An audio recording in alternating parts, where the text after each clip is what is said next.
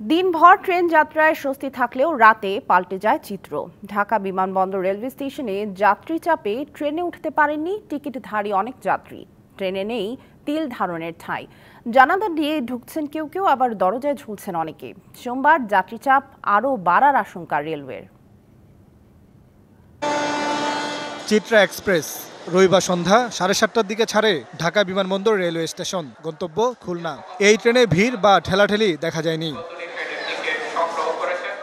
এই দৃশ্য দেখে প্ল্যাটফর্মে অপেক্ষমান যাত্রীরা স্বস্তিদায়ক ভ্রমণের আসার কথা জানান। যাচ্ছি হচ্ছে ঠাকুরগাঁ দ্রুতযান এক্সপ্রেসে, বাসে সবার সাথে ঈদ করব, সেই জন্যই। আমি যেহেতু অনেকদিন পর আমি ঈদে বাসায় যাচ্ছি, সো এটা একটা অ্যামেজিং ফিলিং আমার জন্য। ঢাকা থেকে যখন বাসায় যাই যে একটা কষ্ট থাকে, এটা আর বাসায় যাওয়ার পথে আর থাকে না।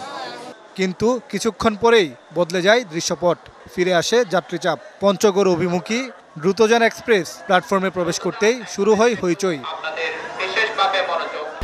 1, 2, 3 ঢাকায় জমি জিতে নিন 100% ক্যাশব্যাক সহ 20 কোটি টাকার পুরস্কার।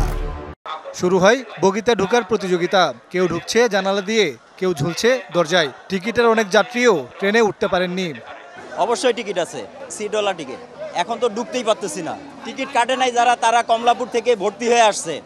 যাওয়া তো লাগবে, ভিতরে জাম লাগছে, সামনে ঢুকতে তো পারতেছি না, যাইতে হবে আমাদেরকে বাড়িতে। প্রায় 20 মিনিট অপেক্ষা করে এমন অবস্থায় অনেক যাত্রী রেখেই চলে যায় ট্রেনটি। মোহন ইসলাম, ডিবিসি নিউজ, ঢাকা।